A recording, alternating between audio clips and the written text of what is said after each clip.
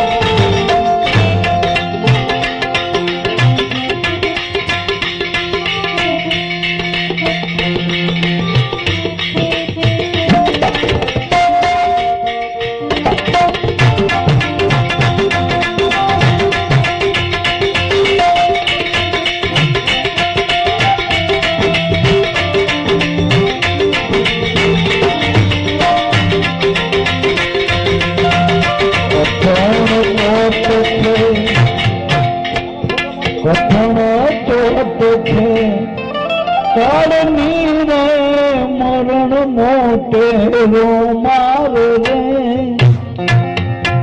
કંઈક રાણા ને કંઈક રાજિયા છોડી ચાલા સંસાર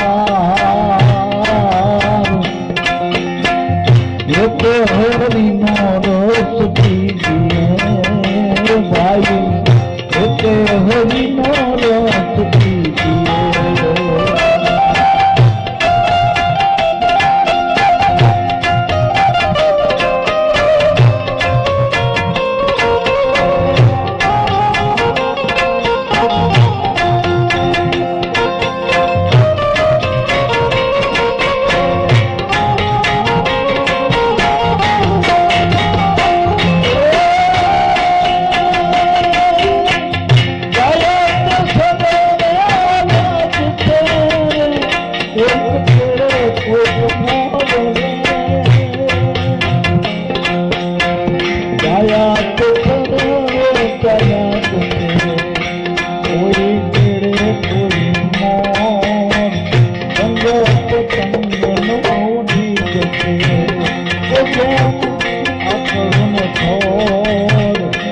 તે હરિનો રસ પીએ ભાઈ તે હરિનો રસ પીએ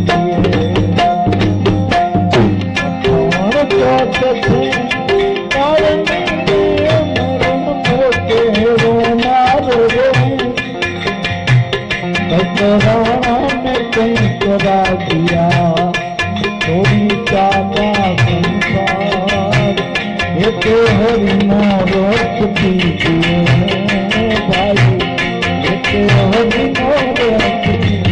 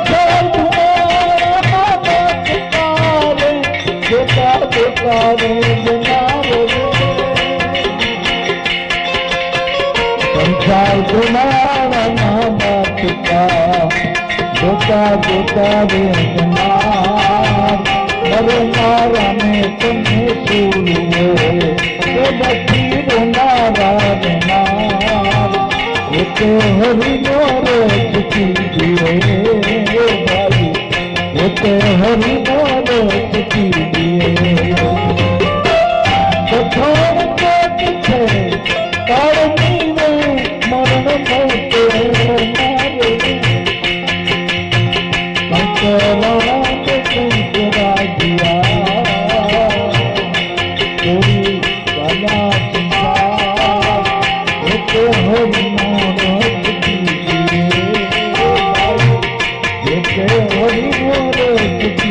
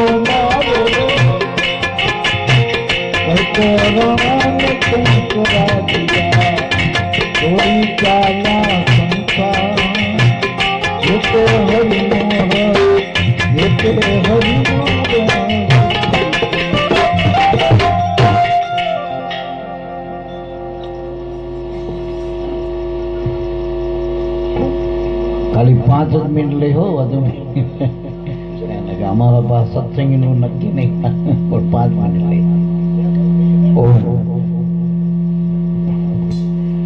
ઇકો ના રાખતા હા ઓમ ઓમ આજે આપણે દેહ વિલય કહી શરીર એનું છૂટું કહેવાય પણ એના માટે આપણે બધા શ્રદ્ધાંજલિ રૂપે મળ્યા છીએ હું તમે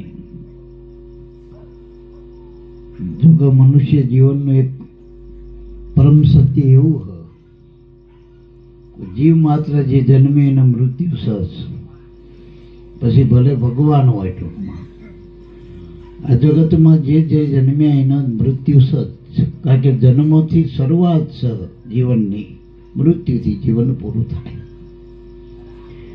પણ દેહ જન્મ હશે ને દેહ મરસ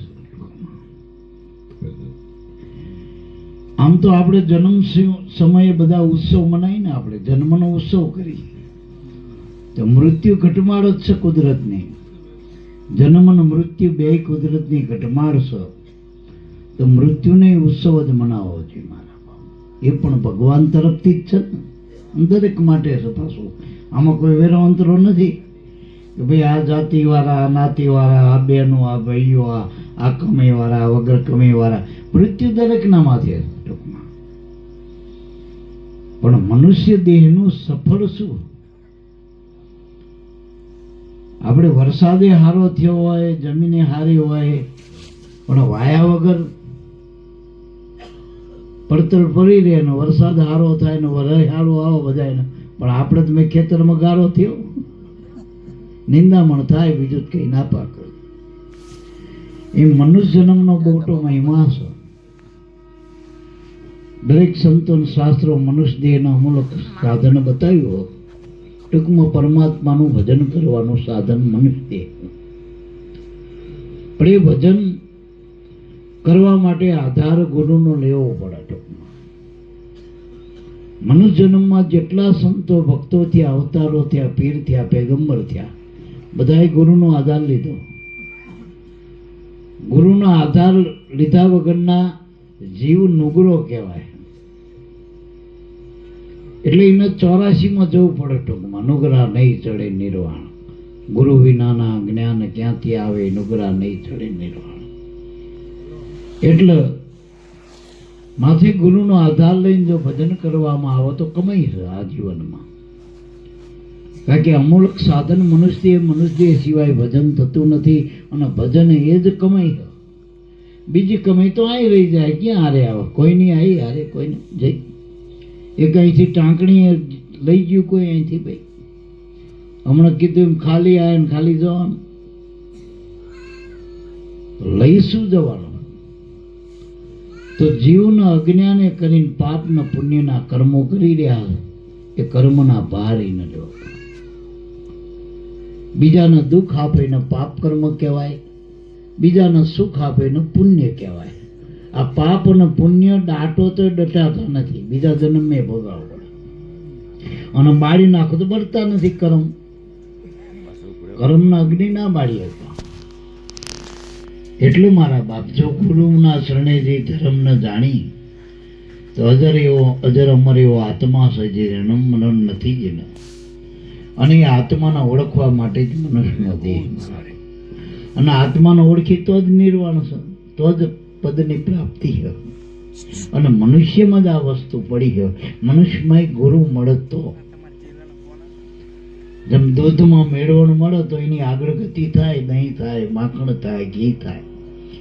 એમ મનુષ્યમાં ગુરુગમ મેળવણ મળી જાય તો મનુષ્યની આગળ ગતિ થાય. મનુષ્યમાંથી દેવ બને, મનુષ્યમાંથી પીર થાય, પેગમ્બર થાય, સંત થાય, ફકીર થાય, વલિયા થાય, ઋષિ થાય, મુનિ થાય, અરે ભગવાન થવાય. ગુરુના ચરણમાંથી ભગવાન બન્યા. ભગવાન કે માના પેટેથી નથી જન્મ્યા. જેટલા જન્મે માના પેટે દીકરા ને દીકરી જ આવ્યા હતા, પણ ગુરુ મળ્યા પછી કોઈ પીર થયા, કોઈ વાલિયા થયા, કોઈ ફકીર થયા, સંત થયા, અરે ભગવાન થયા, રામકૃષ્ણ જેવા. પણ ગુરુના ચરણમાં જઈને. એટલે ગૌમાં એ આપણા આદિગુરુ શંકરાચાર્ય કે મનુષ્ય જીવનમાં મોટામાં મોટા 3 ભાગ. એક તો મનુષ્યનો જન્મ મળ્યો, મોટું ભાગ છે, એ સંતોન શાસ્ત્રો કે. એમે સંતનો સત્સંગ મળો, સંત સમાગમ મળે, રાજ મિલે ગજરાત, સુતદાર આરું લક્ષ્મી, પણ સંત સમાગમ દુર્લભ ભાઈ. કદાચ આ જીવનમાં બધું રાજપાટ બધું મળી જાય, પણ સંતનો સમાગમ એથી ને દુર્લભ છે. કારણ કે કોટી જન્મના પુણ્યથી મળ્યો મનુષ્ય જન્મ, મનુષ્યનો અવતાર કોટી જન્મના પુણ્યથી મળ્યો. અને સત્સંગ તો એથી પણ અધિક કમાઈ થાય ત્યારે સત્સંગ મળે. એટલે પુણ્યનો જ્યારે પુણ્ય બિના મિલે ન સંતા. પુણ્યનો જ્યારે ઢગલો થાય, સંત મળે ત્યારે. સંતને આપણે ઓળખતા નહીં, સંત કોને કહેવાય? સંત કોઈ વેશભી ભાષા નથી, સંત કોઈ હિન્દી ભાષામાં બોલે સંત ના કહેવાય, એ તો બાવા કહેવાય. કોઈ ભાષા હારે સંતનો લેવા દેવા નથી, કોઈ દેશ હારે લેવા દેવા, કોઈ વેશ હારે લેવા દેવા નથી, કોઈ નાત હારે લેવા દેવા નહીં, કોઈ જાત હારે લેવા દેવા નહીં. સંત એને કહેવાય જેમાં સત રહેલો છે.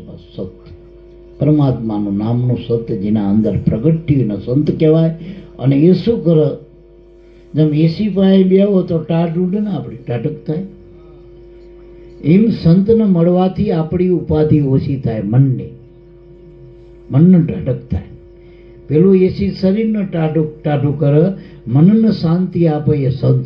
શાંતિ પમાડે સંત કહીએ, એના દાસના દાસ થઈ રહીએ.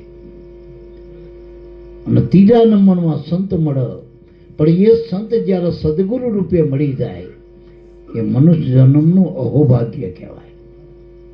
પછી એના પર કંઈ મેળવવાનું રહેતું? ગુરુ મિલા તો સબ મિલા, ઓર મિલા ન કોઈ. માત પિતા સુત બાંધો હોય તો જન્મ હોય, દરેક જન્મમાં હોય ને માત પિતાનો. પણ ગુરુ મળે એને બધું મળી ગયું. બસ ગુરુ મળે એટલે પૂરું. તો ગૌમાના જીવનમાં ધન્ય છે. એનો આખો પરિવાર આમ તો ગુરુના શરણનો આશ્રિત છે. એની કેળવણી, સંતોની સેવા. ટૂંકમાં ગૌમાનું શરીર છૂટ્યું હોય, પણ ગૌમાં કોઈ અલોકમાં અવતાર નહીં થાય, એને અધોગતિ ના થાય. જે ગુરુના ચરણમાં રહીને જેને સંતોની સેવા કરી હોય એ જીવ અધોગતિમાં જતો નથી. એ આપણો જીવન બાપોએ કહેજો કે જે આમાંથી જ્યાં આપણામાંથી એ પાછા આપણામાં જ આવવાના, સંતોમાં જ આવવાના, ભક્તોમાં. જેના આપ આવી ગયો જુગારીયા આ ગામમાં જ જાય, બીજા ગામમાં જાય, ત્યાં જુગારના અડ્ડા જ ગોતતા હોય. દારૂડિયો આ ગામનો બીજા ગામમાં જાય, દારૂડિયો જ ગોતતો હોય. દારૂ જ ગોતન. સ્વામિનારાયણનું ગામ હોય તો ગમે ત્યાંથી દારૂ ગોતી લે. એમ જેને ભજન કર્યું ભગતનો જ ગોતી પડે, ભગતનું ઘર ગોતી પડે ગમે ત્યાં. એમ આ બધા આલોકમાં અવતાર નહીં એનો જીવન સદગતિને પામી હોય, વળી પાછો મનુષ્યનો અવતાર મળવાનો મળવાનો મળવાનો. એમાં જ અમારા ઉગારામ બાપાએ તો 7 જન્મની તો ગેરંટી લીધી. આપણે થોડું મારું ભજન કરીને ખાલી પકડીને બેસી દે કે મને માથે ગુરુ મળ્યા ને હાથું નામ મળ્યું હોય તો એ 7 જન્મ સુધી માનવનો અવતાર તો એ ઉગારામ કે નહીં છોડું લે. એટલે મારા આપણને આવા કમાઈદારા સંતો મળ્યા. એટલે વેલા બાપા જેવાનો કાયમના માટે એનો ગૌમાનો સથવારો મળ્યો, બાળકો સારા મળ્યા. અરે એમના દીકરાની વહુ સારા મળ્યા જો પીકી પર. એટલે બધું બધાવાના ભેગા થયા. ગુરુ સારા મળ્યા, મહાપુરુષ શંભુરામ બાપા જેવા ગુરુનો માથે પંજો મારા બાપ. એટલે હું તો બધાને 2 હાથ જોડીને કહું, રોતા નહીં. તમને રોતા મૂકીને નહીં ગયા, રાજી કરીને ગયા. રોટલા કરતા કરતા ગયા, માનો ને. કારણ કે રોટલા ઘડવાનો જ અવતાર મનુષ્યનો હ. જેટલા સંતો ભક્તો એ રોટલા ખવડાય નિમિત્ત રોટલાના જ નામ છે ને મારા બાપીના જયકારા. એટલે હું જયપુર અમારે આવ્યો ત્યારે ઘઉંમાં રોટલા ઘડતા હતા અને મેં હાબરીજીનું શરીર છૂટ્યું ત્યારે રોટલા કરતા કરતા જ જ્યાં. જેવું આ સારું કહેવાય ને મારા બાપ. ઘણા કેટલી 11 ને કેટલી બાધાઈ માનતા રાખે, હે ભગવાન, હે દેવી, હે દેવતા. શરીર છૂટી જાય સારું કે બાટા પડી જતા હોય અને હાલતા ચાલતા બોલતા. એટલે મારા બાપ સારું એમનું શરીર છૂટવાનું પણ સારું રહ્યું. અને આમે ઉંમર તો થઈ હતી ને શરીરે થોડું એવું હતું અને બધા વ્યવહારિક કાર્યો એના જે હતા કર્તવ્ય કર્મ એ પૂરા કર્યા. છોકરાના કામ થયા મારા બાપ. એટલે એ કઈ વાસના મનમાં ના રહે. ટૂંકમાં એનો ગોખલો નહીં કરવો પડે. હું લખ્યાલું પેલો વેલા બાપા આખી ગામના ભુવાટ ભેગા કરે પણ એ ગોખલામાં નહીં આવે ગૌમાં. એ અમારી ગેરંટી. એટલે પાર પડી ગયા. એના નિમિત્તે આપણે બધા મળ્યા. ભજન સત્સંગ ભજન કરજો. અમારે તો આ ઘરે પ્રસંગ હતો, પાછા હમણાં સત્સંગમાં થઈને આવ્યા, જયંતિ બાપાને આવ્યા હતા. પણ અમારા એ હાજરીની જરૂર હતી. અમારી ફરજ છે વેલા બાપા કેક ના કે, પણ અમારી તો આવવાની ફરજ જ છે ને મારા બાપ. અને આમે ભજન હોય ને જ્યાં નામ આપણે ભગત જાય, ભગત જાય જ ને ભજનનું નામ આપણે. અમે ભજનના હેવાયા હોય ભગત. એટલે બીજા ગામથી સીધા પાછા અહીંયા આવ્યા છીએ. આમાં તમે રાબેતા મુજબ જે ભજન કરતા ચાલુ કરો. બોલો સદગુરુદેવની જય.